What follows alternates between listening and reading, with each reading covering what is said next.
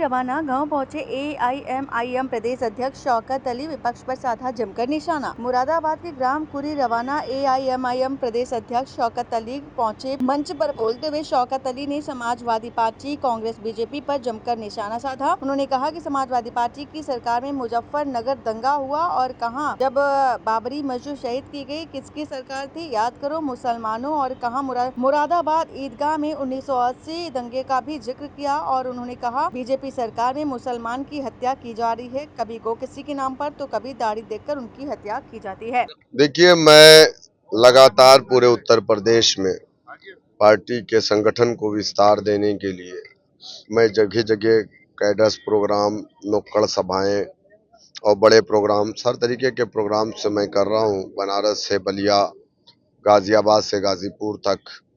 तो इसी सिलसिले में पश्चिमी यूपी के 7 से 8 दिन के दौरे पर मैं हूं।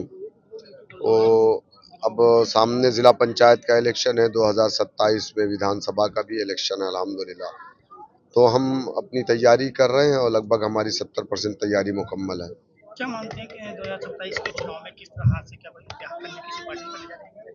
देखिए, हम तो चाहते हैं कि उत्तर प्रदेश में एक मजबूत गठबंधन बने, जो गठबंधन बीजेपी को रोक दे। उसके लिए समाजवादी पार्टी का गठबंधन बीजेपी को नहीं रोक पाएगा, क्योंकि आपने देखा कि 2017 में, 2022 में ये लोग बीजेपी को नहीं रोक पाए। तो ये समाजवादी का गठबंधन बीजेपी को समाजवादी नहीं रोक पाएगी। इस प्रदेश में अगर बीजेपी को कोई रोक सकता है तो दलित और मुसलमानों का एक मजबूत गठबंधन, चूंकि 20-20-40 होगा, हम बीजेपी को उखाड़ देंगे उत्तर प्रदेश से इंशाल्लाह। अभी संभल की अगर बात की जाए तो सरकारी विद्यालय की बात की जाए, वहाँ पर एक अध्यापक और प्रिंसिपल को निलंबित कर दिया गया, सस्पेंड कर दिया गया, क्योंकि वहाँ मुस्लिम वहाँ कुरान की आयतों के पोस्टर लगाया गया था। देखिए, यूपी गवर्नमेंट है, इस गवर्नमेंट में कुछ भी संभव है। हमारी पहचान से इन्हें जो है तकलीफ है। ये नहीं चाहते हैं कि इस प्रदेश में, इस देश में मुसलमान रहे। वही लड़ाई तो हम लड़ रहे हैं, हम तो वही लड़ाई लड़ रहे हैं। मैं ये पूछना चाह रहा हूँ कि हर थाने में, हर स्कूल में मूर्ति लगा करके उसकी पूजा की जाती है और कराई जाती है, तो क्या वो संवैधानिक है? वो संवैधानिक तरीका है? आप बताइए मुझे, क्या हमारे देश का संविधान इस बात की इजाज़त देता है? लेकिन आप देखिए ना, वही संभल में सीओ अनुज चौधरी, वो जो मुसलमानों का दुश्मन है, जिसने मुसलमानों को गोलियां मारी, जिसके ऊपर कोर्ट ने आदेश दे दिया है एफआईआर दर्ज करने का, अभी तक उसके ऊपर एफआईआर दर्ज नहीं।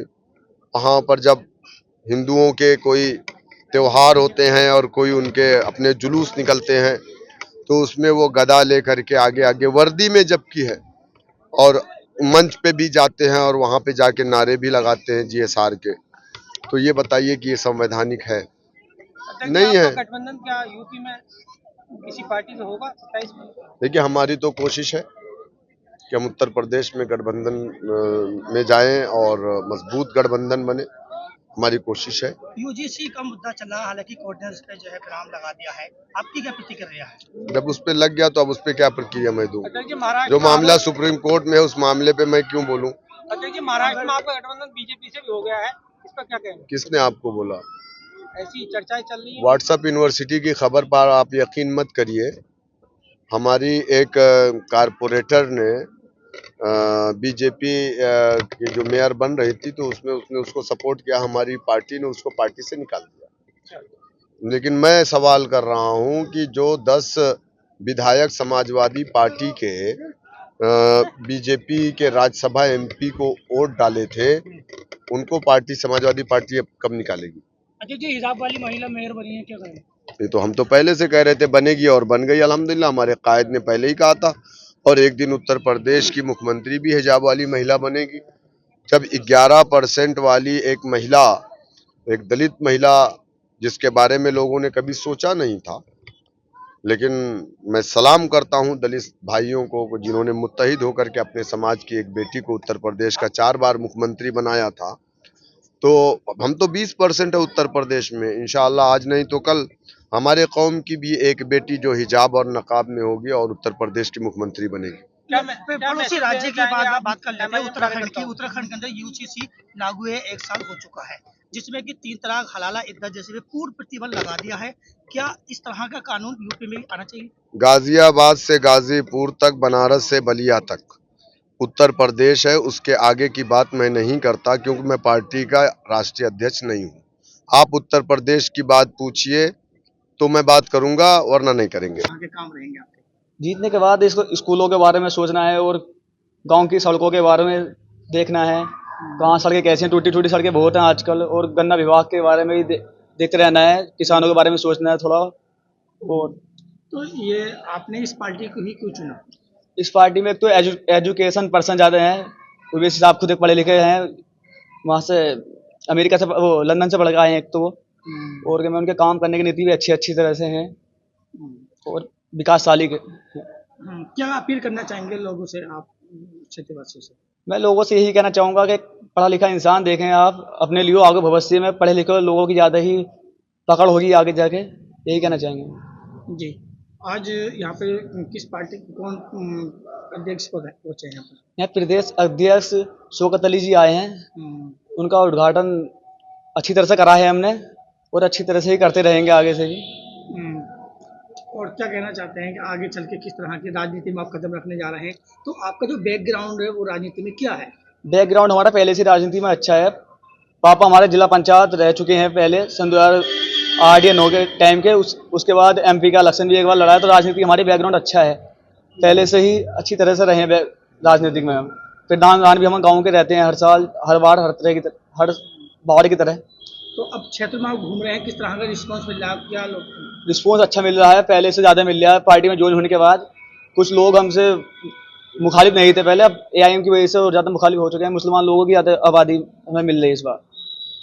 नए युवा हैं आप, नए युवा को जोड़ रहे हैं पार्टी से, क्या कहना चाहेंगे लोग? नए युवा सही जुड़ रहे हैं इस टाइम, फैन भी अच्छा बनता जा रहा है युवाओं का, और आगे भी अच्छा बनता जाएगा। देखिए, सबसे बड़ी बात मैं आपको बता दूं, राष्ट्रीय लोकदल में मैं करोड़ों रुपया खर्च कर चुका हूँ, तमाम मेहनत करने में कोई कसर नहीं छोड़ी। लेकिन राष्ट्रीय लोकदल जब मेरे पास आपदा आई, परेशानी आई, मुकदमे हुए, उस समय उन्होंने मेरे लिए एक न्यायिक जांच के लिए भी एक लेटर नहीं लिखा हमारे राष्ट्रीय अध्यक्ष ने, तो मैंने उसी दिन पार्टी को अलविदा कह दिया था। इस पार्टी से किस तरह से आप इस पार्टी की नीति से किस तरह से प्रभावित? इस पार्टी की नीति से इसलिए प्रभावित हैं कि हक और हिस्सा हमें अपना चाहिए, हिस्सेदारी तो हमें चाहिए। भाई हिस्सेदारी के लिए ये लड़ाई लड़ रहे हैं, अपने हक और हकूक़ की लड़ाई हर समाज को लड़नी चाहिए, और हर पढ़ा लिखा नौजवान तबका जितना भी है वो इस पार्टी पे अब तुल के हो गया है कि अब हम अपनी पार्टी के अलावा किसी को वोट नहीं करेंगे। आप जिला पंचायत सदस्य रहे, सांसद का चुनाव भी आपने लड़ा है, जी, राजनीतिक इतिहास रहा है, अब आप अपने बेटों को चुनाव में उतारे हैं, 2 बेटों? जी। क्या तैयारियां हैं, किस तरह से? देखिए, हम जनता के बीच में 24 घंटे रहते हैं, जन जन तक उनके दुख और सुख में हम हमेशा शरीक रहे हैं।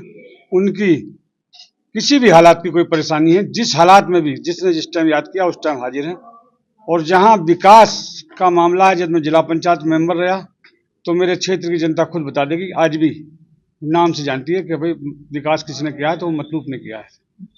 दोनों बेटों का क्या नाम है, किस वार्ड से उतार रहे हैं? ऐसा है, देखिए, अभी आरक्षण क्लियर हो जाए तो फिर ये भी फाइनल हो जाएगा कि हम कौन सा वार्ड क्लियर करेंगे, क्योंकि एक वार्ड हमारा जाने की SC में भी खतरा है उम्मीद, तो इसलिए अभी तो 11 नंबर पर समीर अहमद और 12 नंबर पर मंजूर अहमद है। अगर कोई परिस्थिति ऐसी रही तो बच्चे रहेंगे, नहीं तो स्वयं मैं ही लड़ूंगा। क्या अपील करना चाहेंगे जनता से?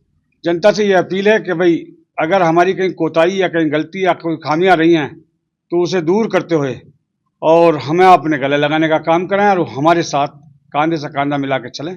प्रदेश अध्यक्ष जी आज पहुंचे थे यहाँ पर, किस तरह का प्रोग्राम था, कैसी भीड़ थी, क्या ये जो उम्मीद थी हमें, देखिए दिन में जो कार्यक्रम है, जितनी उम्मीद थी उतनी पब्लिक उससे अधिक थी, उम्मीद से अधिक पब्लिक रही, उसमें कोई हमें दिक्कत नहीं और कोई गुरेज नहीं। लेकिन हमेशा इसी तरीके से पब्लिक का सहयोग बना रहे, हम हमेशा उनके प्यार के तलबगार हैं और जनता की सेवा करिए, हमेशा करेंगे। मुरादाबाद से रिहान अंसारी की रिपोर्ट।